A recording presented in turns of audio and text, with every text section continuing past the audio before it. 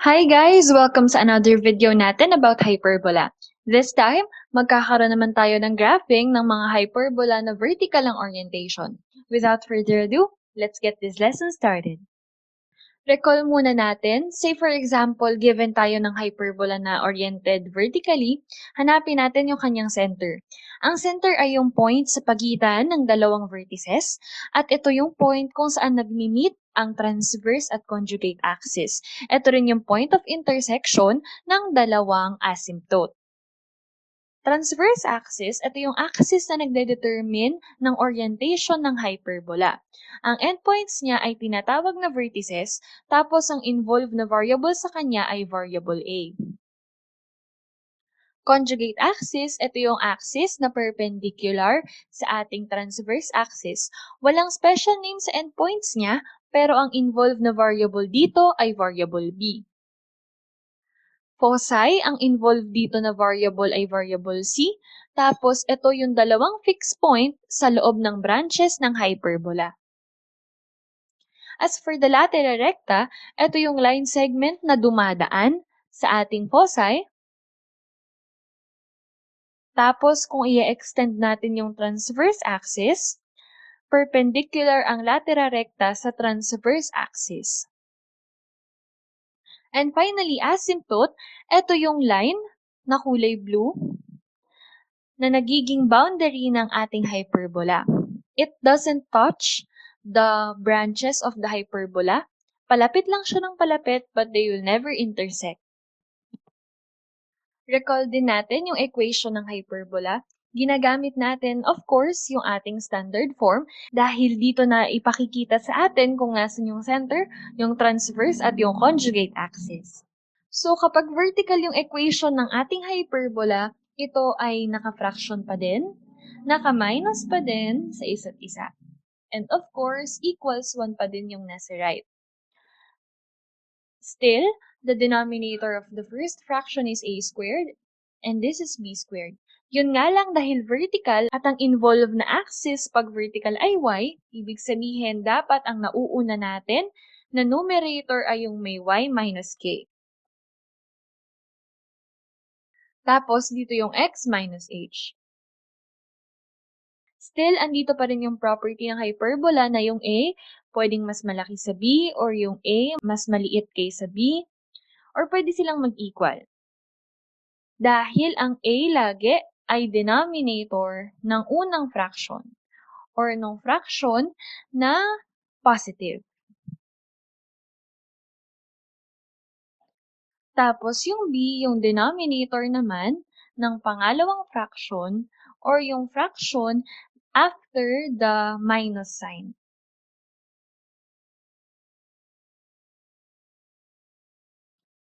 So let's start graphing. Ayan, kung mapapansin nyo, yung dalawang denominator pareho. Sa una, mukha siyang circle dahil pareho yung measure ng kanyang axis, pero since minus yung nasa pagitan nila, hyperbola ito. Kung ito naging plus, yon circle yon.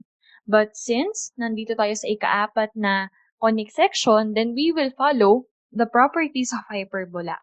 Dahil nauuna yung fraction na may y, the orientation is vertical.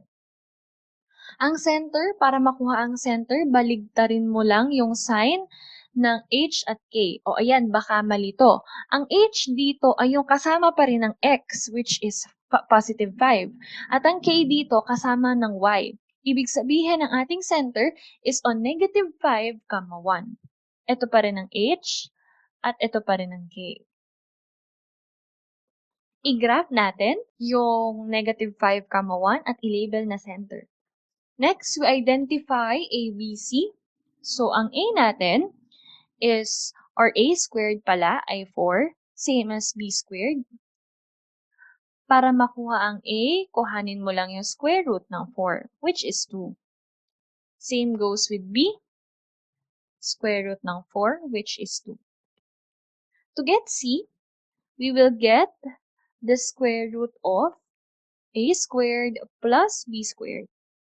So, we have 4 plus 4, the square root of 8. At ang square root of 8, kapag ito ay ginawa mong decimal, this is 2.83. Ayusin lang natin yung pagkakasulat, summarize natin dito sa taas. Now, to interpret this, dahil vertical na yung ating orientation, dapat yung transverse axis natin pa-up or down na. Ibig sabihin ang A dito, up or down na yung kanyang direksyon. Yung B natin dito, pa-left and right. So, from the center, bibilang tayo ng dalawa pataas. Ito yung una nating vertex. Same goes sa baba. Ito yung ating pangalawang vertex. Tapos, ganun din, dalawa pa kaliwa. Ito yung isa nating endpoint ng conjugate axis. Tapos, dalawa din pa kanan. Pagkonikin mo lang yung dalawang point to create the two axes na parang ganito. Oh, baka magkamali ha, hindi mo i-connect pa ganito. Dahil hindi circle ang ating conic section. So, again, hindi mo siya i-connect na ganyan. Since hyperbola tayo, we have to label the coordinates or to get the coordinates of each of the vertex and end of the conjugate axis. So, ang vertex natin is -5, 3 at -5, -1. Yung end of conjugate axis naman natin nasa -3, 1 and -7, 1. Next is foci. Ibig sabihin itong 2.83, same to ng direksyon ng vertex. Ibig sabihin, pataas at pababa din from the center. So, we have 2.83 more or less nandito. Yan yung una nating foci. Same goes sa baba. More or less nandito yung ating foci. Para makuha ang coordinates ng foci, dagdag bawas lang tayo ng 2.83 sa K. So, ang K natin is 1. Tandaan natin, K is 1. Itong 1, magdadagdag bawas lang tayo ng 2.83 para makuha yung exact coordinate ng ating foci. So, 1 plus 2.83 is 3.83. Tapos, ito namang sa baba, meron tayong -1.83. Dahil pare-pareho sila na nasa isang vertical line, ibig sabihin pare-pareho na -5 yung kanilang x-coordinate. So, the coordinates of foci is this. Ayan, no, sinasabi ko sa inyo. -5 yung center, -5 din pareho yung foci. Same goes with vertex. Pare-pareho yung -5 kasi they are lined along a single vertical line. Next natin ay latera recta. Para makuha ang latera recta, still we will use b squared over a. Ang b squared natin ay 4. Ang a natin is 2. 4 over 2 is 2. Ibig sabihin nitong 2 na to, mula foci, dahil tandaan pa ganito na dapat yung drawing natin, pa-vertical na, ang movement na natin ay pakaliwa at pakanan. From the foci, bibilang tayo ng dalawa. 1, 2, andito yung una nating endpoint. 1, 2, andito. Same goes sa isa. Doon sa baba, meron tayong 1, 2. Meron din tayong 1, 2. Parang ganito. Now, kung mapapansin nyo, horizontal line naman ang nagko-connect sa kanilang tatlo. Dahil horizontal line, dapat i-expect natin na itong endpoints natin kapareho ng y-coordinate ng ating foci. Ibig sabihin, kung susulat tayo ng coordinates ng latera recta, dapat pare-pareho sila ng y-coordinate ng foci. So, pareho dapat na 3.83, 3.83. Isa naman, -1.83, -1.83. Tandaan natin from the previous slide, ang b squared over a natin is 2. Itong 2, yung idadagdag bawas natin sa x-coordinate ng foci which is -5. So, -5, dagdag ka lang ng 2, -5, bawas ka lang ng 2. This is -3 and this is -7. I-distribute mo lang yan dito. Dito mo lalagay yung -3, -3, -7, -7. So, yan na yung coordinates ng ating latera recta. Next, i-drawing natin yung mismong hyperbola. Pagkokonikin mo lang yung vertex at yung isang endpoint, isang vertex at isang endpoint, Doon din sa taas, vertex at endpoint, vertex at endpoint. Again, dapat pa-curve siya, more or less ganito. Then, before actually solving for the asymptote, i-drawing muna natin yung rectangle. Or in this case, square na siya. Dahil pare-pareho ng measure yung conjugate axis at transverse axis. Para ma-drawing ang ating asymptote, yung isang corner ng square or ng rectangle, i-connect mo sa center, tapos sa pangalawang corner or dun sa opposite corner niya.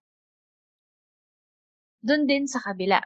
Corner to center to the opposite corner. Again, pag asymptote, kailangan straight line. So, sa notes nyo, pwede kayong gumamit ng ruler. At kailangan din pag asymptote, it will not touch the branches of the hyperbola. For example, na-touch mo na ganito. Yan, napadrawing yung asymptote mo na ganyan. Or bumaliko yung ruler, naging ganito. That is wrong. Dahil hindi na asymptote yung dinrawing mo. We have to make sure na habang nagdo-drawing ka ng asymptote, hindi siya makaka-touch sa mismong hyperbola.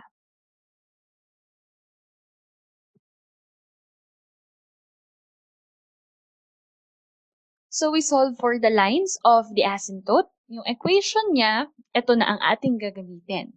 Again, iba to sa naging equation natin kanina. Dahil kanina, B over A. Kasi horizontal yung orientation. Pag vertical ang orientation, A over B na.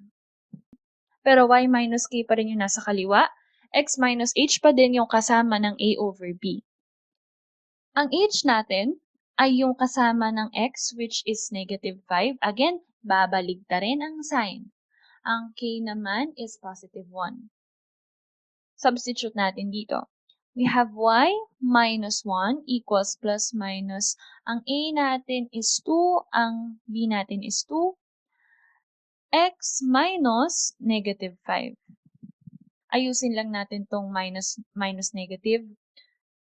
So, 2 over 2, pwede natin itong ma-divide plus minus 1. This is x plus 5. That's the time na paghihiwalay na natin sila.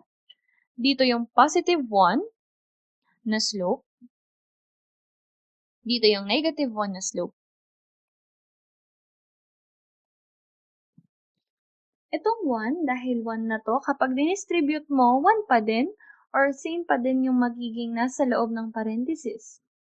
So, kopyahin mo na lang. Tapos, transpose. This will be y equals x plus 5 plus 1. So, this is y equals x plus 6. Ito yung una nating asymptote.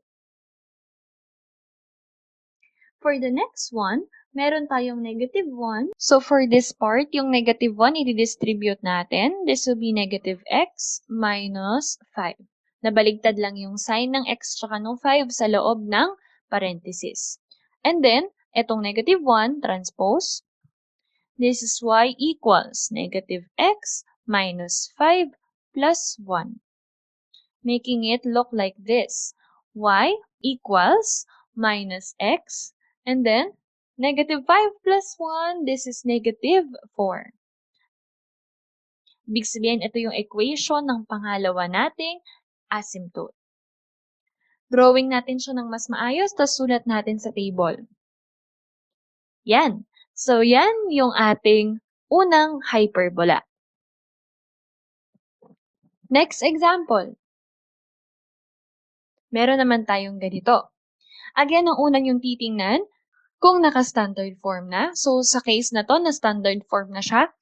Dahil equals 1 na yung nasa bandang kanan ng ating equation. Tapos, meron tayong dalawang fraction na ang numerator ay naka-squared, naka-parenthesis squared. Nauuna yung y squared, yun yung positive na fraction, kaya ang orientation natin dito is vertical. Ang center natin, kukuhanin natin yung kasama ng x, yun yung magiging h, tapos yung kasama ng y, yun yung magiging k.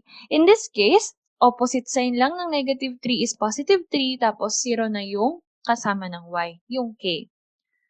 I-drawing natin siya, i-plot natin siya sa Cartesian plane, eto yan. Next, we identify A, B, C. Ang A natin, or ang A squared rather, ay yung denominator ng unang fraction, which is 10. Ang B squared naman, yung denominator ng second fraction, which is 6. To get A, we will have to take the square root of 10. And the square root of 10 is 3.16. Round off natin sa pangalawang decimal number. Same goes sa B. We get the square root of 6, which is 2.45. Next, for C, ang ginagawa natin sa C is A squared plus B squared. A squared natin ay 10, B squared natin ay 6, square root of 16, the answer is 4. So, ayusin lang natin yung sulat sa kanila. And then, dahil vertical ang ating orientation, ang movement ng ating transverse axis ay from the center, pataas at pababa. So, meaning, from center, bilang tayo ng 3.16 pataas. 1, 2, 3.16, more or less nandito. That's our first vertex. 1, 2, 3.16, more or less nandito, second vertex.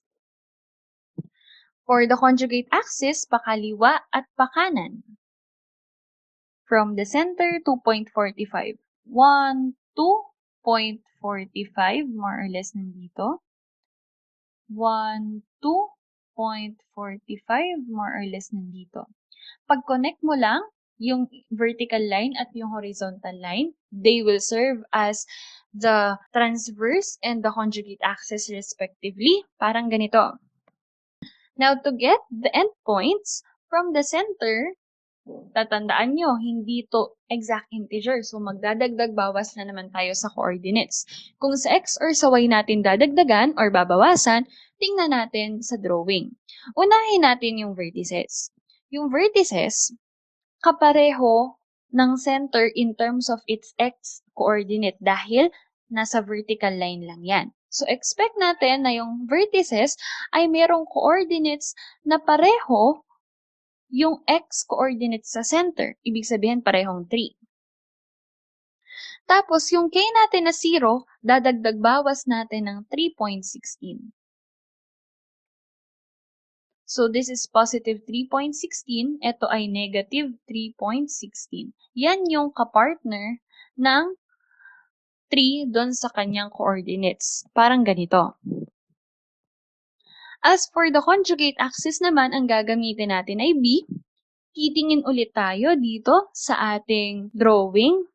Kapareho naman sila ng center in terms of its y coordinate dahil sila ay naka-horizontal line sa isa't isa.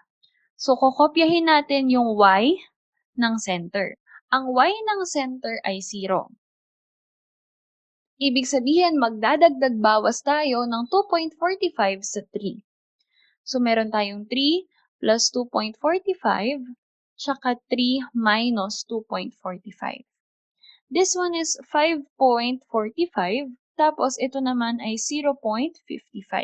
Ito yung magiging kapartner nila na coordinates. Something like this. And then for the foci, 4 ang ating gagamitin, pero same lang dapat ito ng direction ng ating vertices, which is up and down from the center. So we have 1, 2, 3, 4. Sakto siya na tumama sa 4. Ganon din sa baba. Saktong 4. For the coordinates of the foci, kahit hindi na tayo magdagdag bawas dyan kasi sure tayo, sakto yan. The foci ay nasa 3, 4 and 3, negative 4. Next, for the latera recta, we will get b squared over a. Ang b squared natin ay 6. Ang a natin is 3.16. Dividing this two, we'll get 1.90. Ang bearing nitong 1.90 from the foci, bibilang tayo ng 1.90 pakaliwa at pakanan to get the latera recta. So we have 1.90 more or less nandito. We also have 1.90 more or less dito. 1.90 and 1.90. Nandito sila. To get its endpoints, observe din natin ulit yung kanilang line na pinagkokonektan. So, tandaan natin yung b squared over a natin from the previous slide is 1.90. Now, saan kaya idadagdag at ibabawas tong 1.90? Sa x or sa y coordinate ng ating foci? Pause this video and look for that coordinate. Saan nga ba talaga idadagdag at ibabawas itong 1.90?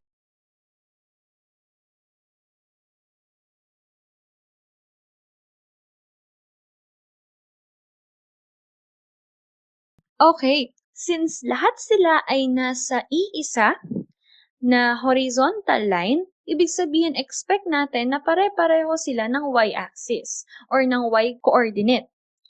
Idadagdag bawas natin ito sa kanilang x-coordinate which is 3. Meaning, this is 3 plus 1.90, 4.90.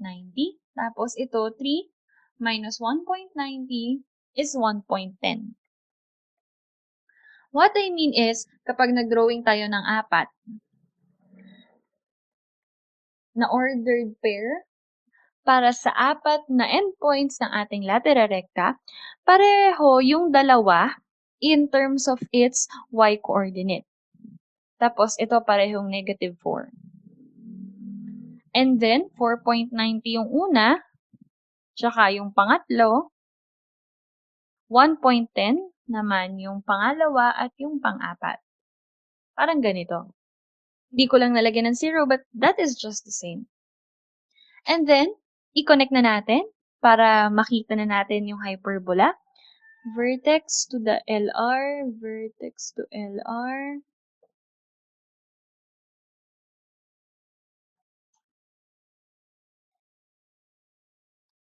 Ganito.